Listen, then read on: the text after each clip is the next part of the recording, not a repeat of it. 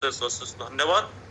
तो आसु मैंने आज ध्यान निमंते ईश्वर जीवंत वाक्य जहाँ एफिसियो पुस्तक तार 3 पर्व 20 एवं 21 पद को आम पठन करवा। आज ध्यान निमंते एफिसियो 3 पर्व 20 एवं 21 पद मान मध्य कहीं जड़े पढ़ी पारे साहाय्य करेंगे। जो ईश्वर आम्भମାନଙ୍କ अंतରରେ କାର୍ଯ୍ୟ ସାଧନ କରୁଥିବା ଆପଣା ଶକ୍ତି ଅନୁସାରେ ଆମ୍ଭମାନଙ୍କର ମାଗିବା ବା ଭାବିବା ଠାରୁ ଅତ୍ୟଧିକ ପରିମାଣରେ ସାଧନ କରିପାରନ୍ତି ଯୁଗେ ଯୁଗେ ପୁରୁଷାନୁକ୍ରମେ ମଣ୍ଡଳୀୟ ଖ୍ରୀଷ୍ଟ ଯୀଶୁଙ୍କ ଦ୍ୱାରା ତାହାଙ୍କର ଗୌରବ ହେଉ। ଆମେନ୍ ଆମେନ୍ ହାଲେଲୁୟା।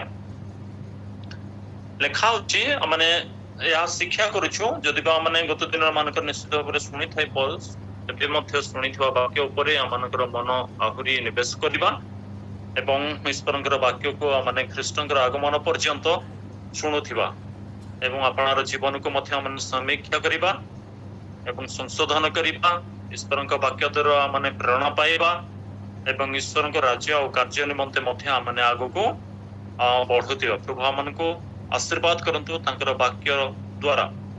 तेबे এই ছোট পদ মাধ্যমରେ प्रभु मन को आज जो कथा कहया पे चाहचंती ता माने समस्त पठन करिछु।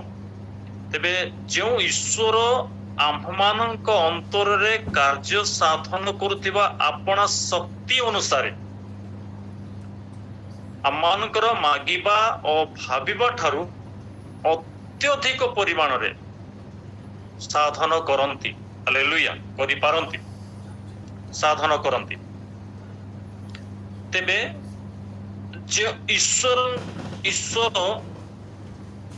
आपना शक्ति अनुसार जो ईश्वरंको बा शक्ति तांको निजर शक्ति अनुसार आमानकर समस्तंकर मागिबा और भाबिबा ठारू अधिक साधन करंती। तेबे ईश्वरंकर शक्ति प्रथम कथा माने देखिया ईश्वरंकर शक्ति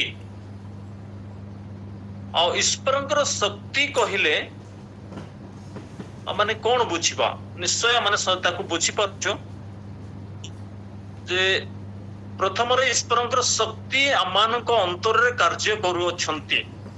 तो जदी कथा कहिबा तेबे ईश्वरंकर शक्ति जे सारा विश्वर लोकंकर हृदय रे बा अंतर रे कार्य करू नाहंती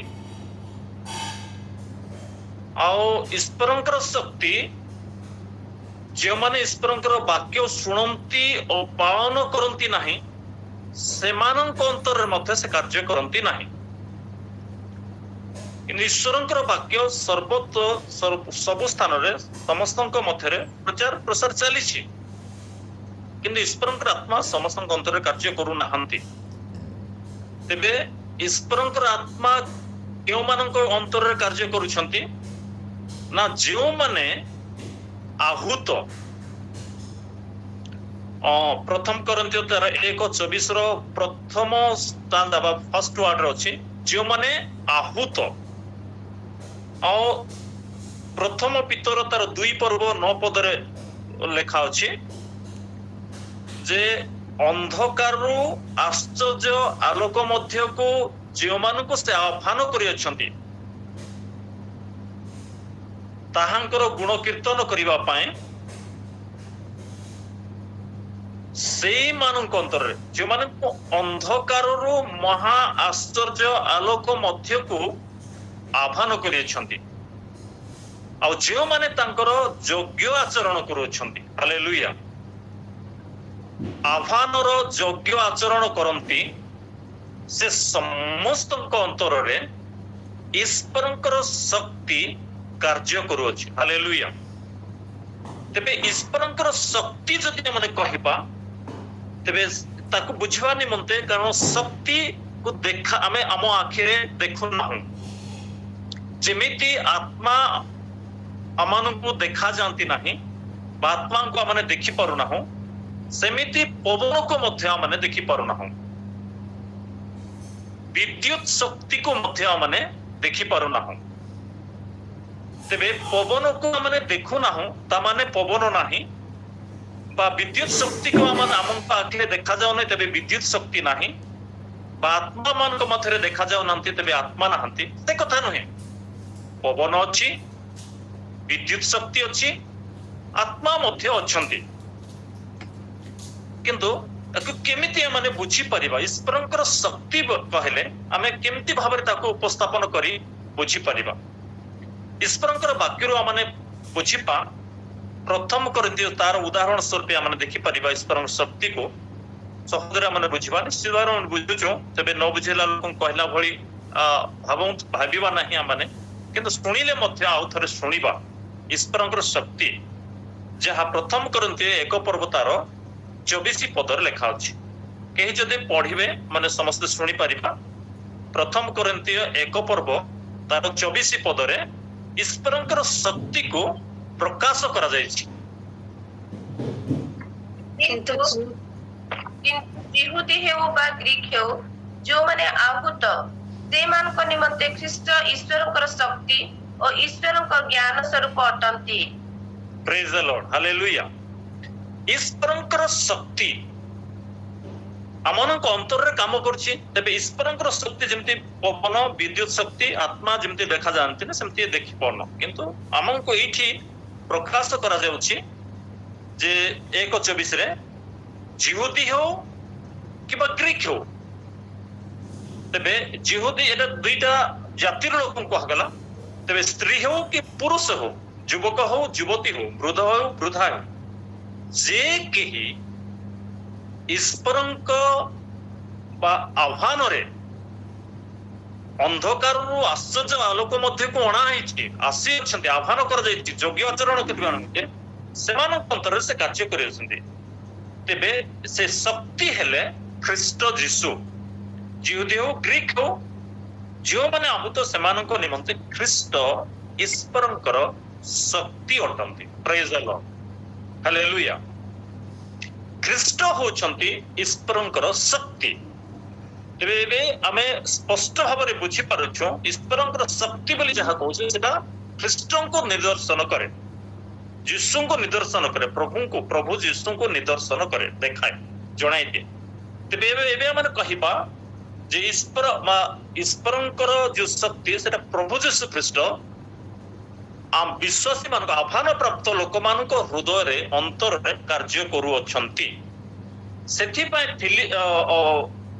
साधु पाउल कहले फिलिपियो 4 तार 13 पदरे जे मोर शक्तिदाता साहाय्य रे मु सब किछि करि पारे प्रेज द लॉर्ड तो सब किछि बोले पापर ऊपर स्वाधीनता नाही किंतु उत्तम कार्य प्रभु जहा दियंती जहा आम पाए असंभव बोली भाबू तेबे मध्य से असंभव कार्य गुड़ाक ताहांको द्वारा ख्रीष्टन द्वारा यीशु द्वारा करंती करी हुए सेति पे कहू मोर शक्तिदाता साहाय्य सब किछि करि पार तो आउ गोटे आम बुझा पारिबा प्रेरित तार 3 पर्व 6 पद अनुसार जे दिने से जो मंदिर को जाउछंती आ से मंदिर रो जन्मरु खंज लोकटी बसी रहिछंती सुंदर द्वार निकट तो से समय पितर एवं जो जाउछंती मंदिर को उपासना निमंते एमती समय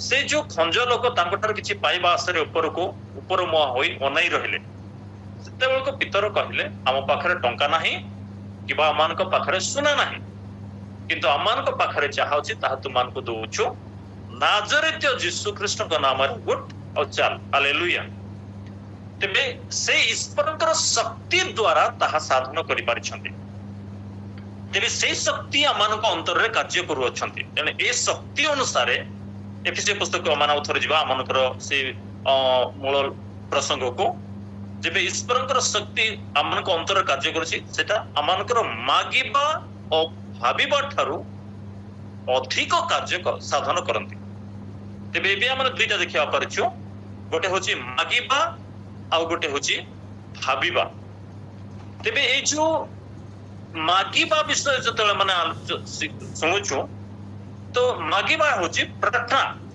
जा माने को प्रार्थना तेबे दिने प्रार्थना समय प्रभु जीशु ख्रीष्ट सहित तांकर शिष्य माने अछंती आउ से समय से केतेक विषय मागुछंती तांकर मागिबार विषय माने देखिया परिबा जहा ईश्वरंकर वाक्य लिखा अछि माथि लोक सुसमाचार तार 14 पर्व 15 पदरु 21 पद भितरे समस्त विषय लिखा अछि माथि लोक सुसमाचार 14 पर्व 15 रु 21 तेबे एठी मागिबा एवं भाबिबा समस्त विषय एठारे आमाने पाई परियो दुईटा विषय को माने पाई परिबा तेबे जेतेबेले से माने मागु छंती तांकर मागणा कोन टिके पढिबा माने समस्ते 14 15 16 14 15 पर्वटी पढिबा 15 पदटी पढिबा 14 पर्वर 15 पद बेळ गडी जिबारु शिष्य माने ताहाक निकटକୁ आसी कहिले ए स्थान तो निर्जन पुणी बेळ तो गलाणी एणु लोक सब जेपरी ग्राम मानकु जाई आपणा आपणा निमंते खाद्य किणंती सेथिपाई सेमानकु विदाय दियंतु किंतु आमेन। जीसस सेमान सेति थाओ तपर आमे पछरे पछरे धीरे धीरे जिबा तेबे एई जो 15 पदरे मागिबा विषय अछि आ भाबिबा विषय तांकर भावनार विषय भी अछि से माने कोन मागुछंती ना तांकर मागणा हैला प्रार्थना हैला प्रभु एमानकु विदाय दियंतु 15 पदर शेष वार्ड जे प्रभु एमानकु विदाय दियंतु को समय ना दो समय बाप्तिजक जोहनको मृत्यु परे समाधि दे से माने यीशुଙ୍କ निकटକୁ फेरी आसिले ଏବଂ समस्त आद्य प्रांत समस्त कथा कहले से समय यीशु से मानको कहले मार्क पुस्तक अनुसार मार्क तार 6 पर्व आ 6 पर्व तार 30 पदरु तळकु जेतळे 31 32 जेतळे पढिबा से स्थान माने देखि पारुछु जे जो समय जोहनकर से समाधि कले शिष्य माने एवं फेरी आसिले से समय से माने भोकिला भी अछंती आउ परिश्रम करछंती थकी पड़िछंती तेन यीशु सेमान को चाहूतिले शिष्य मान को विषय चाहूतिले जे तुमे गोटे निर्जन स्थान को जाओ आ टिके विश्राम करिवो आ किछि खाइबा पाए मत टिके विश्राम करिवे एवं खाइबे सेथि पय शिष्य मान को गोटे निर्जन स्थान को पठाइले ते यीशु आपे मध्य से स्थान को गले नौकार नहीं से स्थान जेते निर्जन स्थान को जाई छंती ए समय यीशु जे आखो पाखो अंचल ग्रामर लोक माने से माने मध्य यीशुंकर पछरे यीशु नौकार जाउथिबा समय माने बुली पड़े जोटा के शॉर्ट रूट बोली कहती आ सेही रास्ता मान को दे यीशु पहुंचवा पूर्व से स्थान से माने पहुंची गले हालेलुया जेते बेले से माने पहुंची जाई छंती से समय होची गोटे संध्या समय आ ये संध्या समय जेते से माने पहुंचंती यीशु से मान को देखिया परे से शिक्षा देबा को आरंभ कले एवं सेमानक मध्यरे जे माने पीड़ित थिले सुस्थ हेबार प्रयोजन थिला सेमानक से सुस्थ कले हालेलुया आ सुस्थ करू करू धीरे धीरे एबे समय ही चलीछि बेळ गडिबारे लागिछि सूर्यास्त हेबाको जाउछि तो से समय शिष्य माने समस्त कथा को देखुछन्ते समस्त दृश्य देखुछन्ते घटना गुडी को देखुछन्ते तांको मध्यरे ही घटुछि तेणु देखुछन्ते तेणु सेमाने देखिले केते आ देखिबे जे पर्यंत सूर्य अछि आकाश रे सूर्य किरण पडुछि पृथ्वी ऊपर सूर्यर किरण से पर्यंत से माने धैर्यर सहकारे देखुछन्ते नीरव रहिछन्ते किंतु जेतेबेले सूर्य गड़ीबा जाउछि अस्त हेबाक जाउछि सेते बेलको से माने थय धरि रहिलेनि धैर्यर सहित रहिलेनि आ सेते बेलको से माने यीशु को कहउछन्ते हे प्रभु एमान को विदाय दियंतु सेटा तांकर प्रार्थना यीशु कहले कि मन को विदाय दियंतु जदि मार प्रश्न हबो काहे कि जदि काहे कि कहबा ताहेले बेळ सेटा होची निर्जन स्थान द्वितीय कथा बेळ गडी गलाणी सूर्यास्त होची अंधार होची ତୃତୀୟ ଏଟା ହଉଛି ତାଙ୍କର ଭାବନା, ସେମାନେ ଭାବି ହଉଛନ୍ତି ମନେ ମନେ। ଆଉ ତୃତୀୟ କଥା ଯେ ଆମ ପାଖରେ 5ଟି ରୋଟି 2ଟି ମାଛ ଅଛି। ଚତୁର୍ଥ କଥା 5000ରୁ ଉର୍ଦ୍ଧ୍ୱ ଲୋକ ଅଛନ୍ତି। ତେବେ ଏତେ ଲୋକଙ୍କୁ କଣ ହେବ? ଯଦି ଏମାନଙ୍କୁ ଖାଇବାକୁ ଦିଆଯିବ, କିଣା ହେବ ଏମାନଙ୍କ ପାଇଁ ରୋଟି, ତାହେଲେ 100 ଟଙ୍କାର କିଣିଲେ ମଧ୍ୟ ଟିକେ ଟିକେ ଅଣ୍ଟିବ ନାହିଁ। କେତେ ସେମାନଙ୍କର ଭାବନାରେ ସେମାନେ ଅଛନ୍ତି, ଭାବନାରେ ସେମାନେ ଅଟକି ଯାଇଛନ୍ତି। ତେଣୁ ସେମାନେ କହୁଛନ୍ତି ଯେ ଯୀଶୁଙ୍କୁ କି ପ୍ରଭୁ ଏମାନଙ୍କୁ ବିଦାୟ ଦିଅନ୍ତୁ, କାରଣ ନିର୍ଜନ ସ୍ଥାନ।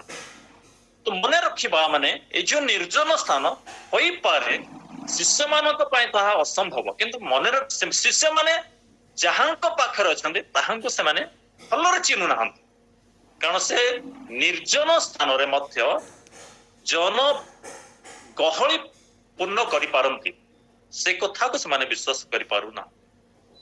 କିନ୍ତୁ ଏଇ ଯୋଉ ନିର୍ଜନ ସ୍ଥାନ ବୋଲି ସେତେବେଳେ ସେମାନେ ଉଚ୍ଚାରଣ କଲେ, ଆମେ ଆଦି ପୁସ୍ତକରେ ତାକୁ ଦେଖିବାକୁ ପାରୁଛୁ। ଆଦି ପୁସ୍ତକ 1 ପର୍ବ ତାର 2 ଏବଂ 11 ପଦ ଟିକେ ପଢିବେ। ଆଦି ପୁସ୍ତକ 1 ପର୍ବ 2 ପଦ ଏବଂ 11 ପଦ। ପୃଥିବୀ ନିର୍ଜନ ଶୂନ୍ୟ ଥିଲା ଆଉ ଗଭୀର ପୃଥିବୀ ନିର୍ଜନ ଅଜନ ଶୂନ୍ୟ ଥିଲା। ଏବଂ 11 ପଦଟି ଆମେ ପଢିବା। ଏଉତାରେ ପରମେଶ୍ୱର କହିଲେ, ପୃଥିବୀ ତୃଣ ଓ ସବୁଜ ଶାକ ଓ ବୀଜ ସମ୍ବଳିତ ସ୍ୱ ଜାତୀୟ ଅନୁଯାୟୀ ଫଳ ଉତ୍ପାଦକ ଫଳ ବୃକ୍ଷ ଭୂମି ଉପରେ ଉତ୍ପନ୍ନ କରୁ। ତହିଁରେ ସେପରି ହେଲା। Hallelujah, hallelujah.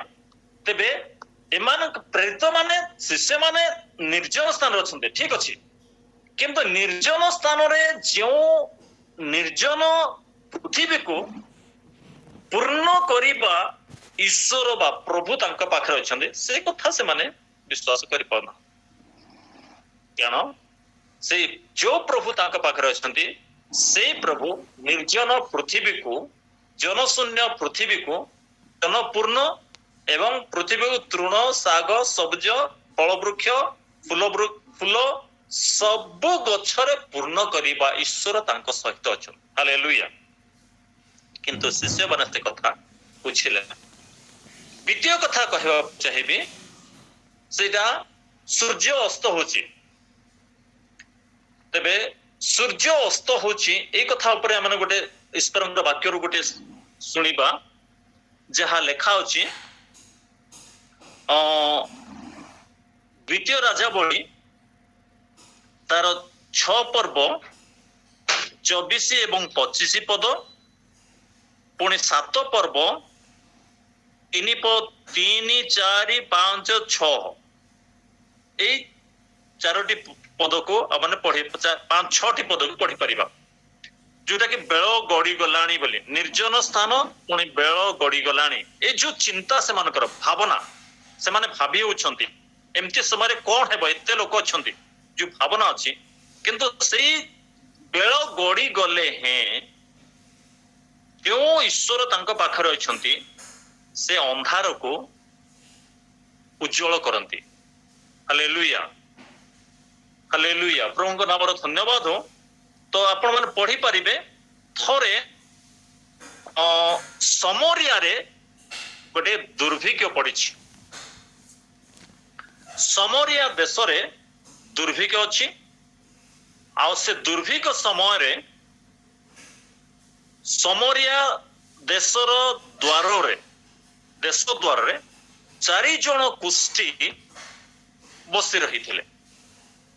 ଆଉ ସେମାନେ ଦେଖୁଛନ୍ତି ଯେ ନଗର ଭିତରେ ଦୁର୍ଭିକ୍ଷ ଅଛି, ସମରିୟାରେ ଦୁର୍ଭିକ୍ଷ ଅଛି। ତେଣୁ ସେମାନେ ଚିନ୍ତା କଲେ, ଯଦି ଆମେ ଏ ସମୟରେ ଯୋଉ ଫାଟକରେ ବସିଛୁ, ଆମେ ଯଦି ଭିତରକୁ ସମରିୟା ଭିତରକୁ ଯିବା, ନଗର ଭିତରକୁ ଯିବା, ତେବେ ଆମେ ମରିବା। ଆଉ ଯଦି ଆମେ ଯୋଉଠି ଅଛୁ ଏଇ ଫାଟକରେ, ଏଠି ବି ଆମେ ଯଦି ବସି ରହିବା, ତାହେଲେ ବି ଆମେ ମରିବା। ତେବେ କି ହବା? ଅରାମୀୟ ମାନଙ୍କ ସେ ପାଖରେ ଅଛି ଅରାମୀୟ, ସେଟା ଗୋଟେ ବର୍ଡର, ଯେମିତି ଆମର ଆନ୍ଧ୍ର ଓଡିଶା ବର୍ଡର ସମୋରିଆ ଓ ଅରାମୀୟ ଅରାମ, ଏଟା ହଉଛି ତାର ବର୍ଡର ଭିତରେ ସେମାନେ ଅଛନ୍ତି। ତେଣୁ ସେମାନେ କହିଲେ ଯଦି ଆମେ ଅରାମୀୟ ଦେଶକୁ ଯିବା, ଅରାମୀୟ ମାନଙ୍କ ପାଖକୁ ଯିବା, ତେବେ ସେମାନେ ଯଦି ମାରିଦେବେ ତାହେଲେ ବି ଆମେ ମରିବା, ଆଉ ଯଦି ସେମାନେ ଆମକୁ ବଞ୍ଚେଇ ଦେବେ ଛାଡିଦେବେ ତାହେଲେ ଆମେ ବଞ୍ଚିବା। ହାଲେଲୁୟା। ତେଣୁ ଏଇଠି ଆଉ କାହିଁକି ଆମେ ବସି ରହିବା, ଚାଲ ଆମେ ଅରାମୀୟ ମାନଙ୍କ ପାଖକୁ ଯିବା। 4 ଜଣ କୁଷ୍ଟି ଏବେ ଅରାମୀୟ ମାନଙ୍କ ପାଖକୁ ଯେତେବେଳେ ଯାଉଛନ୍ତି, ଅରାମୀୟ ଲୋକଙ୍କ ପାଖକୁ, ସେହି ସମୟରେ 6 ପଦରେ ଆପଣ ମାନେ ପଢିବେ, 7 ପର୍ବର 6 ପଦ, ଦ୍ୱିତୀୟ ରାଜାବଳୀ। କାରଣ ସଦାପ୍ରଭୁ ଅରାମୀୟ ମାନଙ୍କ ସୈନ୍ୟଗଣକୁ ରଥ ଶବ୍ଦ ଓ ଅଶ୍ଵ ଶବ୍ଦ ଅର୍ଥାତ୍ ମହାସୈନ୍ୟ ଶବ୍ଦ ଶୁଣାଇଥିଲେ। ତହିଁରେ ସେମାନେ ପରସ୍ପର କହିଲେ, ଦେଖ, ଇସ୍ରାଏଲ ରାଜା ଆମ୍ଭମାନଙ୍କୁ ଆକ୍ରମଣ କରିବା ପାଇଁ ହିତୀୟ ମାନଙ୍କ ରାଜାଗଣକୁ ଓ ମିଶ୍ରୀୟ ମାନଙ୍କ ରାଜାଗଣକୁ ଆମ୍ଭମାନଙ୍କ ପ୍ରତିକୂଳରେ ବେତନ ଦେଇ ନିଯୁକ୍ତ କରିଅଛନ୍ତି। ଟିକେ ତଳକୁ ପଢିବେ। ଏ ହେତୁ ସେମାନେ ଉଠି ଗୋଧୂଳି ସମୟରେ ପଳାଇଲେ, ଆଉ ସେମାନେ ଆପଣାମାନଙ୍କ ତମ୍ବୁ, ଅଶ୍ଵ ଓ ଗର୍ଦ୍ଧବ ଓ ଛାଉଣି ଯେପରି ଥିଲା ସେପରି ଛାଡି ଆପଣାମାନଙ୍କ ପ୍ରାଣ ରକ୍ଷାର୍ଥେ ପଳାଇଲେ। ଓକେ, ଗୋଧୂଳି ସମୟ ବୋଲି ସେଠି ଲେଖା ଅଛି, ଯୋଉଟା ମାନେ ମାଥ୍ୟୁ ତାର 14 ପର୍ବର 15 ଦେଖୁଛୁ, ସନ୍ଧ୍ୟା ସୂର୍ଯ୍ୟାସ୍ତ, ତ ସେଇଟା ହଉଛି ଏଇଠି ଗୋଧୂଳି ସମୟ ବୋଲି କୁହାଉଛି, ଯୋଉ ସମୟରେ ଗାଈ ଗୋରୁ ଛେଳି ମେଣ୍ଢା ଯେଉଁମାନେ ଜଙ୍ଗଲରେ ଚରାନ୍ତି ଆଉ ଘରକୁ ବାହୁଡାଇ ଆଣନ୍ତି, ସେଇ ସମୟ ଗୋଧୂଳି ସମୟ, ସନ୍ଧ୍ୟା ସମୟ। ତେବେ ସନ୍ଧ୍ୟା ସମୟରେ, ଗୋଧୂଳି ସମୟରେ ପରମେଶ୍ୱର ଆପେ ଇସ୍ରାଏଲ ଲୋକମାନଙ୍କ ପାଇଁ ଅରାମୀୟ ଦେଶରେ, ଅରାମୀୟ ଲୋକମାନଙ୍କ ମଧ୍ୟରେ ଯେ ଭୟଙ୍କର ଭାବରେ ଅସ୍ପର ଶବ୍ଦ, ରଥର ଶବ୍ଦ ଶୁଣାଇଲେ। ପରମେଶ୍ୱର ଆପେ ରଥର ଶବ୍ଦ, ଅସ୍ପର ଶବ୍ଦ, ମହାସୈନିକ ମାନଙ୍କର ଶବ୍ଦ, ମାନେ ଅସଂଖ୍ୟ ଲୋକଙ୍କର ପାଦର ଶବ୍ଦ ଶୁଣାଇ ଅରାମୀୟ ମାନଙ୍କୁ ଭୟଭୀତ କରାଇଲେ। ତଦ୍ୱାରା ଅରାମୀୟ ଲୋକମାନେ ନିଜର ନିଜର ବାସଗୃହ, ଘର ଦ୍ୱାର ଛାଡି ପଳାଇଲେ। ଆଉ କୋଉ ସମୟ ନା, ସେଟା ଗୋଧୂଳି ସମୟ, ସନ୍ଧ୍ୟା ସମୟ, ବେଳ ଗଡି ଯିବା ସମୟ। ତ ଏଇ ବେଳ ଗଡି ଯିବା ସମୟ, ତ ଆମେ ଜାଣୁ ଯେ 30 ବର୍ଷ, 40, 50 ବର୍ଷ, 50 ବର୍ଷ ପୂର୍ବରୁ ଆମ ଏଇ କୋରାପୁଟ ସହରରେ, ଜିଲ୍ଲାରେ ମଧ୍ୟ ସବୁ ଗାଁରେ ବିଦ୍ୟୁତ ସୁବିଧା ନଥିଲା। ବିଦ୍ୟୁତ ସୁବିଧା ନଥିବା ହେତୁରୁ ସେଇ ସମୟରେ ଲୋକମାନେ ଡିବିରି ଜଳାଇକି ରହୁଥିଲେ, ଏବଂ କେତେକ ଗରିବ ଶ୍ରେଣୀର ପରିବାର ମାନେ ସେମାନେ ସନ୍ଧ୍ୟା ସମୟରେ ରୋଷେଇ, ସୂର୍ଯ୍ୟାସ୍ତ ପୂର୍ବରୁ ରୋଷେଇ କରୁଥିଲେ, ଏବଂ ସେମାନେ କାଠ ଦୁଇଟି ବଡ ବଡ କାଠ ଗଣ୍ଡିକୁ ଜଳେଇକରି ସେ କାଠ ଉଜ୍ଜଳରେ ସେମାନେ ପରିବାର ଚାରିଆଡେ ବସି ଖାଉଥିଲେ। ଏବଂ ସୂର୍ଯ୍ୟାସ୍ତ ହେବା ପରେ, ଅନ୍ଧକାର ହେବା ପରେ ସାଙ୍ଗେ ସାଙ୍ଗେ ସେମାନେ ଶୋଇ ପଡୁଥିଲେ, ଆଉ ଡିବିରି ଜଳେଇବା ଲୋକ ମଧ୍ୟ ସେ ଖାଇସାରିବା ପରେ ସାଙ୍ଗେ ସାଙ୍ଗେ ଶୋଇ ପଡୁଥିଲେ। ସେମିତି ସମୟ ଥିଲା। ତ ଏଇ ଅରାମୀୟ ଲୋକମାନେ ମଧ୍ୟ ସୂର୍ଯ୍ୟାସ୍ତ ସମୟରେ ସେମାନଙ୍କର ନିଜର ଖାଦ୍ୟ ସାମଗ୍ରୀ ପରିବାର ପାଇଁ ରନ୍ଧା ବଢା କରି ସାରିଥିଲେ ସେମାନେ, କିନ୍ତୁ କେହି ବି ଖାଇ ନାହାନ୍ତି। ସବୁ ରନ୍ଧା ବଢା କରି ରଖିଛନ୍ତି। ଠିକ ରନ୍ଧା ବଢା ସରିବା ସମୟରେ ହିଁ ପରମେଶ୍ୱର ସେଇ ଯୋଉ ଅସ୍ପ ଶବ୍ଦ, ରଥ ଶବ୍ଦ ଏବଂ ଅନେକ ମାନେ ଦଳର ସୈନିକ ମାନଙ୍କର ପାଦର ଶବ୍ଦ ଶୁଣାଇବା ଦ୍ୱାରା ଇସ୍ରାଏଲ ରାଜା ଆମମାନଙ୍କୁ ଆକ୍ରମଣ କରିବା ପାଇଁ ସମସ୍ତ ରାଜ୍ୟର ସମସ୍ତ ଲୋକମାନଙ୍କୁ ପ୍ରେରଣ କରିଛନ୍ତି ବୋଲି ସେମାନେ ଭୟଭୀତ ହୋଇ ଏବେ ତମ୍ବୁ ଛାଡି ବା ଘର ଦ୍ୱାର ଛାଡି ସେମାନେ ପଳାୟନ କଲେ। ତ ଏଇ ଯୋଉ ଗୋଷ୍ଠୀ 4 ଜଣ ଏବେ ସେଇ ସମରିଆରେ ଆସି ପହଞ୍ଚିଲେ, ଯେ ଯେତେବେଳେ ସେମାନେ ଆସିଲେ ବଡ ଭୟର ସହିତ ଆସିଛନ୍ତି। ଆଉ ଯେତେବେଳେ ସେ ଘର ଭିତରକୁ ଯେତେବେଳେ ଯାଉଛନ୍ତି କବାଟ ଖୋଲି, ବଡ ସତର୍କ ସହିତ ବିଲେଇ ଯେମିତି ଚାଲିଲେ ସେମିତି ସେମାନେ ଚାଲିଲେ, ପାଦ ନ ଶୁଣିଲା ଭଳି, ଶବ୍ଦ ନ ହେଲା। ଆସି ଯେତେବେଳେ ଘର କବାଟ ଖୋଲି ଦେଖୁଛନ୍ତି, ଘର ଭିତରେ କେହି ନାହାନ୍ତି, ଶୂନ୍ୟ ଘର। ତେଣୁ ଯେତେବେଳେ ଭିତରକୁ ସେମାନେ ପଶିଲେ ଖାଦ୍ୟ ସାମଗ୍ରୀ ଦେଖିଲେ ଆଖିରେ ତାଙ୍କର ସେଟା ହିଁ ଥିଲା ଆବଶ୍ୟକ ଆଉ ତା ଉପରେ ତାଙ୍କର ନଜର ସେମାନେ ତାକୁ ଯେତେବେଳେ ଦେଖିଛନ୍ତି ଘରେ କେହି ନାହାନ୍ତି କିନ୍ତୁ ଖାଦ୍ୟ ରନ୍ଧା ବଢା ହେଇ ଥୁଆ ହେଇଛି ସେମାନେ ପେଟ ପୁରା ଖାଇଲେ ପଡ଼ୋଶୀ ପରିବାର ଆଉ ଗୋଟେ ଘର ଗଲେ ସେଇ ଘର ମଧ୍ୟ ସଦୃପ ଅଛି ଏମିତି ଭାବରେ ସେମାନେ ଯେତେବେଳେ ଦେଖିଲେ ଗୋଟେ ଘରରୁ ଆଉ ଗୋଟେ ଘର ଆଉ ଗୋଟେ ଘରରୁ ଆଉ ଗୋଟେ ଦେଖୁଛନ୍ତି ଯେ ସବୁ ଘର ଖାଲି ପଡିଛି ତେଣୁ ସେମାନେ ଖାଇସାରିବା ପରେ ଚିନ୍ତା କଲେ ଯେ ଆମେ ଏବେ ଭଲ କରୁନା ତ ସେ ଖବର ଦେଲେ ମୁଁ କହିବାକୁ ଚାହୁଁନି ମୁଁ ଏଇଠି କରୁଛି ଗୋଧୂଳି ସମୟ ସୂର୍ଯ୍ୟାସ୍ତ ସମୟ ବେଳ ଗଡିଗଲାଣି ଶିଷ୍ୟମାନଙ୍କର ଚିନ୍ତାଧାରା କଣ ଅଛି ତାଙ୍କର ଭାବନା କଣ ନା ବେଳ ଗଡିଗଲାଣି ଏଇ ନିର୍ଜନ ସ୍ଥାନରେ ଆମେ ଅଛୁ ଆଉ 5,000ରୁ ଅଧିକ ଲୋକ ଅଛୁ ଆଉ କେବଳ ଆମ ପାଖରେ 5ଟି ରୋଟି ଆଉ 2ଟି ମାଛ ଚିନ୍ତାରେ ଅଛନ୍ତି କିନ୍ତୁ ଚିନ୍ତା ମୁକ୍ତ କରିବା ପ୍ରଭୁ ତାଙ୍କ ସହିତ ଅଛନ୍ତି ସେଇ କଥାକୁ ସେମାନେ ଅନୁମାନ କରିବା କେବଳ ପରିବେଶ ପରିସ୍ଥିତିକୁ ଦେଖି ଭୟଭୀତ ହେଉଛନ୍ତି ଏମିତି ସମୟରେ ସେମାନେ ଯୀଶୁଙ୍କୁ ମାଗୁଛନ୍ତି ଯେ ତାଙ୍କର ନିବେଦନ ହଉଛି ପ୍ରଭୁ ଏମାନଙ୍କୁ ବିଦାୟ ଦିଅନ୍ତୁ ତେବେ ଆଜି ମାଗିବା ବିଷୟ ଯଦି ଆମେ ଚିନ୍ତା କରୁଛୁ ତେବେ ଈଶ୍ୱରଙ୍କର ବାକ୍ୟରୁ ଆମେ ଦେଖିବା ପାରୁଛୁ ମାର୍କ ଲିଖିତ ସୁସମାଚାର 6 ପର୍ବ ତାର 21 ଏବଂ 27 21ରୁ 37 ପର୍ଯ୍ୟନ୍ତ ଯେତେବେଳେ ଦେବା ସେଇ ସମୟରେ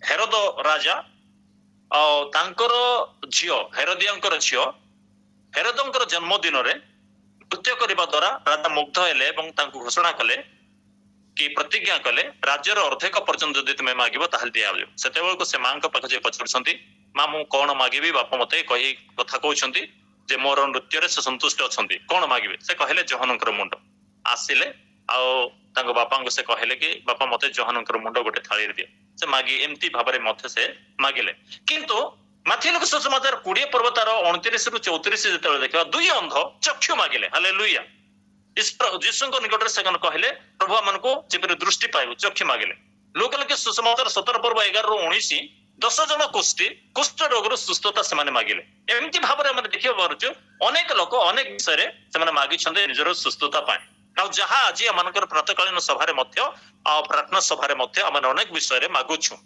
କାହାର ସୁସ୍ଥତା ପାଇଁ କାହାର ଚାକିରି ପାଇଁ କାହାର ପରିବାର ପୁଅ ଝିଅଙ୍କ ପାଇଁ ଏବଂ କାହାର ଘର ପାଇଁ ବିଭିନ୍ନ ବିଷୟ ଆମେ ମାଗୁଛୁ ତେବେ ଆମମାନଙ୍କ ମଧ୍ୟରୁ ଆମମାନଙ୍କ ଅନ୍ତରରେ ଯେ ଈଶ୍ୱରଙ୍କର ମହାଶକ୍ତି କାର୍ଯ୍ୟ କରୁଅଛି ଆଉ ସେ ଶକ୍ତି ଆମମାନଙ୍କର ମାଗିବା ଭାବେ ଠାରୁ ଅତ୍ୟଧିକ ପରିମାଣରେ ଆମକୁ ଯୋଗାଇ ଦେବ ପ୍ରେଜ୍ ଦ ଲର୍ଡ ତେବେ ପ୍ରଭୁଙ୍କ ନାମର ଧନ୍ୟବାଦ ହଉ ବେଳ ଗଡି ଯାଉ ସ୍ଥାନ ନିର୍ଜନ ଥାଉ ଲୋକ ଶୂନ୍ୟ ଥାନ୍ତୁ କିଛି ଯାଏ ଆସେ ନାହିଁ କିନ୍ତୁ ଆମର ପ୍ରଭୁ ଆମ ସହିତ ଅଛନ୍ତି ତେବେ ଆମେ କଣ ମାଗିବା ଯଦି ପ୍ରେରିତ ମାନେ ସମସ୍ତ ବିଷୟରେ ମାଗିଥିଲେ ଏବଂ ଚିନ୍ତାରେ ରହିଥିଲେ ତେବେ ଆମମାନଙ୍କର ଚିନ୍ତା କଣ ଆଜି ଆମମାନଙ୍କ ପାଇଁ ଗୋଟେ ସମୀକ୍ଷା ଆତ୍ମ ସମୀକ୍ଷା କରିବା ଏବଂ ନିଜକୁ ପ୍ରସ୍ତୁତ କରିବା ତ ଆମର ମାଗଣା କଣ ହେବ ଆମର ପ୍ରାର୍ଥନା କଣ ହେବ ନା ଆମେ ପ୍ରଥମରେ ପବିତ୍ର ଆତ୍ମାଙ୍କୁ ହିଁ ମାଗିବା ପ୍ରେଜ୍ ଦ ଲର୍ଡ ଆମେ ସମସ୍ତେ ପବିତ୍ର ଆତ୍ମାଙ୍କୁ ପ୍ରାପ୍ତ ହୋଇପାରେ ସମସ୍ତେ ପାଇ ନଥାଇ ପାରନ୍ତି ବି କିନ୍ତୁ ଯେମାନେ ପାଇନାହାନ୍ତି ସେମାନେ ପ୍ରଥମ ମାଗଣା ହଉ ଯେ ଯୀଶୁଙ୍କ ନିକଟରେ ଯେ ପବିତ୍ର ଆତ୍ମାଙ୍କୁ ଦିଅ ହେ ପ୍ରଭୁ ମୋର ଅପରାଧ ମୋର ପାପ ଆଚ୍ଛାଦନ କର ମୋର ରୋଗ ସୁସ୍ଥ କର ମତେ ପବିତ୍ର ଆତ୍ମାଙ୍କୁ ଦିଅ ହାଲେଲୁୟା ପବିତ୍ର ଆତ୍ମାଙ୍କୁ ମାଗିବା ଏବଂ ଆହୁରି ଆମେ ମାଗି ପାରିବା ଯାକୁବ ତାର 1:5 ଅନୁସାରେ ତୁମମାନଙ୍କ ମଧ୍ୟରେ ଯଦି କାହାରି ଜ୍ଞାନର ଅଭାବ ତେବେ ଯିଏ ଦୋଷ ନ ଧରି ଜ୍ଞାନ ଦାନ କରନ୍ତି ତାହାଙ୍କ ନିକଟରେ ସେ ଜ୍ଞାନ ମାଗୁ ତେବେ ସେ ଦୋଷ ନ ଧରି ଜ୍ଞାନ ଦେବେ ତେବେ କୋଉ ଜ୍ଞାନ ଯାକୁବ 3:17 ଅନୁସାରେ ଊର୍ଧ୍ୱରୁ ଆଗତ ଜ୍ଞାନ ହଉଛି ପବିତ୍ର ଶାନ୍ତିପ୍ରିୟ ମୃଦୁଶୀଳ ବାଧ୍ୟ ଦୟା ଉତ୍ତମ ଫଳରେ ପରିପୂର୍ଣ୍ଣ ସନ୍ଦେହ ଶୂନ୍ୟ ନିଷ୍କପଟ ତ ଏ ସମସ୍ତ ଊର୍ଧ୍ୱରୁ ଆଗତ ଜ୍ଞାନ ଆମମାନେ ମାଗି ପାରିବା ଏବଂ ଚତୁର୍ଥରେ ଆମେ ଦେଖିବା ପାରୁଛୁ 2 ପିତର 1 ପର୍ବ ତାର 3 ପଦ ଜୀବନ ଓ ଧର୍ମ ପରାୟଣ ନିମନ୍ତେ ସମସ୍ତ ଆବଶ୍ୟକ ବିଷୟ ମଧ୍ୟ ଆମମାନେ ମାଗି ପାରିବା ହାଲେଲୁୟା ଜୀବନ ଧର୍ମ ପରାୟଣ ଜୀବନ ଆଉ ସାଧୁତାର ଜୀବନ ପବିତ୍ରତାର ଜୀବନ ବିଶ୍ୱାସୀର ଜୀବନ କାଟିବା ନିମନ୍ତେ ବା ଜୀବନ ଯାପନ କରିବା ନିମନ୍ତେ ଯାହା ଯାହା ଆବଶ୍ୟକ ହୁଏ ସେଇ ସମସ୍ତ ବିଷୟ ଆମମାନେ ଆମଙ୍କର ପ୍ରଭୁ ଯୀଶୁଙ୍କ ନିକଟରେ ମାଗି ପାରିବା ହାଲେଲୁୟା ଯଦି ମାନେ ମାଗିବା କିବା ଆମଙ୍କର ମନରେ ମାଗିବାଟା ଆମେ ଲିମିଟେଡ ଭାବରେ ସୀମିତ ଭାବରେ ଅଳ୍ପ କେତେକ ବିଷୟ ମାନେ ମାଗିଥାଉ କିନ୍ତୁ ଭାବନା ଅନେକ ଥାଏ ଯୋଉଟା କି ଭାବନା କାହାକୁ କାଉଣ୍ଟିଂ କରାଯାଇ ପାରିବ ନାହିଁ କେତେ ବିଷୟ ଭାବିବ କେତେ ଦୂରର ବିଷୟ ମଧ୍ୟ ଭାବି ପାରୁ ତେଣୁ ଭାବିବା ଆଉ ମାଗିବା ଏଇ ମାଗିବା ଏବଂ ଭାବନାକୁ ସଫଳ କରିବା ପାଇଁ ବା ମାଗିବା ଆଉ ଭାବଠାରୁ ଅତ୍ୟଧିକ ସାଧନ କରିବା ନିମନ୍ତେ ଈଶ୍ୱରଙ୍କର ଶକ୍ତି ଆମମାନଙ୍କ ଅନ୍ତରରେ କାର୍ଯ୍ୟ କରୁଛି। ଆମେ ପ୍ରତିକୁ ଉତ୍ସାହିତ ହେବା, ଆନନ୍ଦିତ ହେବା, ସେ ଶକ୍ତି ପାଇଁ କାର୍ଯ୍ୟ କରୁଥିବା ହେତୁରୁ ଆମେ ଆଜି ସାହସ ପାଇଛୁ। ତେଣୁ ଆମମାନଙ୍କର ପ୍ରାର୍ଥନା ମଧ୍ୟ ଯୋଉ ପ୍ରାର୍ଥନା ଗୁଡା କରୁଛୁ, ଗୋଟିଏ ପ୍ରାର୍ଥନା ପ୍ରଭୁ ତଳେ ପଡିବାକୁ ଦଉନାହାନ୍ତି, ସମସ୍ତ ପ୍ରାର୍ଥନାର ଉତ୍ତର ସେ ଆମମାନଙ୍କୁ ପ୍ରଦାନ କରୁଛନ୍ତି। ହାଲେଲୁୟା, ପ୍ରଭୁଙ୍କ ନାମର ଧନ୍ୟବାଦ ହଉ। ସେଥିପାଇଁ ଈଶ୍ୱରଙ୍କର ବାକ୍ୟରେ ଆମେ ଦେଖିବା ପାରୁଛୁ ଏ ସମସ୍ତ ବିଷୟ। ଶେଷରେ ଆମେ ଦେଖୁଛୁ ଯେ ତାଙ୍କର 5ଟି ରୋଟି 2ଟି ମାଛ ଅଛି, ସେ ଚିନ୍ତା କରିଦେଲେ, କିନ୍ତୁ ପ୍ରଭୁଙ୍କ ହାତରେ ଦେବା ପରେ ସେ ଉତ୍ସର୍ଗ କରି ଯେତେବେଳେ ପ୍ରାର୍ଥନା କଲେ ସେତେବେଳେ 5,000ରୁ ଅଧିକ ଲୋକ ଖାଇଲେ। ହାଲେଲୁୟା, 5ଟି ରୋଟି 5,000ରୁ ଅଧିକ, 10-12,000 ଲୋକରୁ ଅଧିକ ମଧ୍ୟ ତାକୁ ଖାଇପାରିছে। ଦ୍ୱିତୀୟ କଥା କହିବାକୁ ଉଦାହରଣ କହିବେ ଯୋହାନ ସୁସମାଚାର 21 ପଦରୁ 12 ପଦ ପର୍ଯ୍ୟନ୍ତ ଯେତେବେଳେ ଆମେ ପଢିବା, ସେ ସ୍ଥାନ ତିବେରିଆ ଯେ ସମୁଦ୍ରରେ ଶିଷ୍ୟମାନେ ମାଛ ଧରିବାକୁ ଯାଉଥିବା ସମୟରେ ରାତି ସାରା ସେମାନେ ପରିଶ୍ରମ କରିଛନ୍ତି କିନ୍ତୁ କିଛି ପାଇନାହାନ୍ତି। କିନ୍ତୁ ସେ ସକାଳେ ପରିତ୍ରାଣକର୍ତ୍ତା ଅସମ୍ଭବକୁ ସମ୍ଭବ କରିବା ପ୍ରଭୁ, ଆଉ ନଥିବା ବସ୍ତୁକୁ ଥିବା ବସ୍ତୁ ଭଳି ଡାକିବା ପ୍ରଭୁ, ସମୁଦ୍ରର ମାଛ ମାନଙ୍କୁ ଡାକିବା ପ୍ରଭୁ ସେଇଦିନ ସମୁଦ୍ର କୂଳରେ ପହଞ୍ଚି ଯାଇଛନ୍ତି। ଆଉ ଶିଷ୍ୟମାନଙ୍କୁ ପଚାରିଲେ ପିଲାମାନେ ତୁମ ପାଖରେ କିଛି ଖାଇବାର ଅଛି କି? ସେମାନେ କହିଲେ ନାହିଁ ପ୍ରଭୁ। ତାପରେ ଦେଖୁଛନ୍ତି ତାଙ୍କର ସବୁ ମୁଣା ଗୁଡାକ ଖାଲି ପଡିଛି।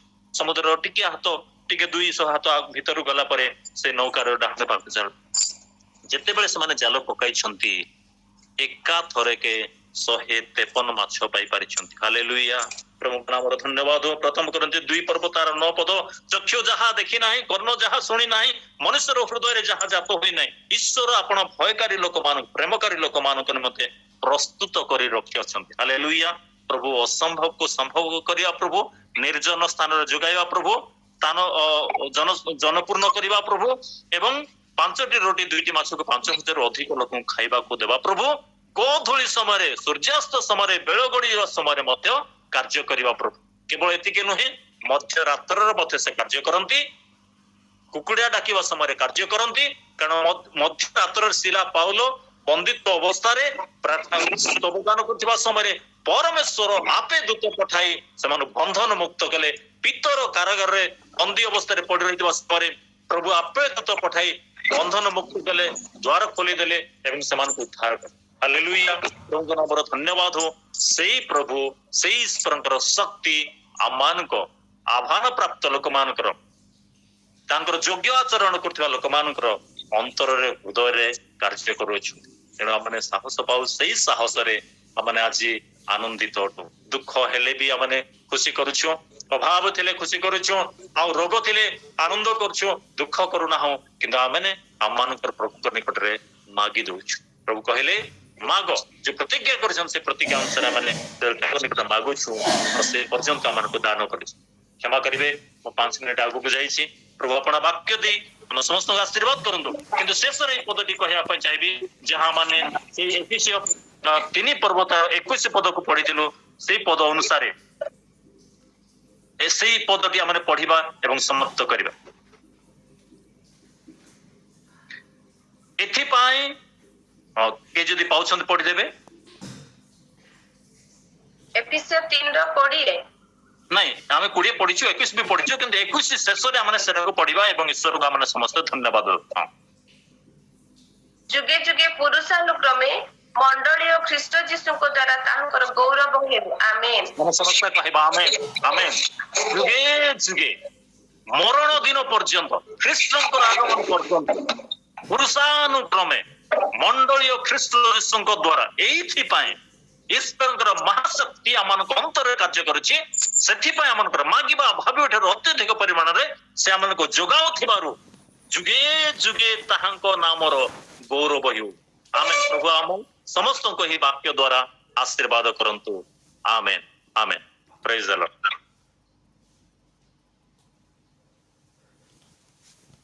ବହୁତ ସୁନ୍ଦର।